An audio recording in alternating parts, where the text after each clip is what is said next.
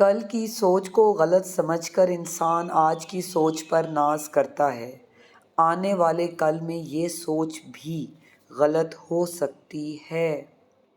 اکثر لوگوں کے مقصد ختم ہو جاتے ہیں تو ان کا ضمیر جاگ جاتا ہے، اور جب تک مفاد رہتا ہے ضمیر سویا رہتا ہے۔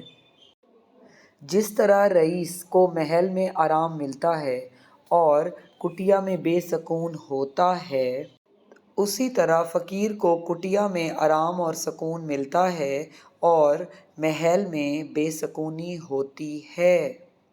اپنی ناکامی اور نامرادی اپنے اعمال و افعال سے جنم لیتی ہے۔ برے کام کرو گے تو نامرادی آئے گی، اچھے کام کرو گے تو کامیابی آئے گی۔ اگر اس بات کا یقین ہو جائے کہ اللہ تعالیٰ ہر جگہ موجود ہے تو معاشرے سے ہمیشہ کے لیے ریاکاری کا خاتمہ ہو جائے گا۔ کوئی سخت دل نہیں ہوتا، دنیا نرمی چھین لیتی ہے۔ جو عورت ہر وقت اداس رہتی ہے تو سمجھ جاؤ وہ احساس کمتری کا شکار ہے۔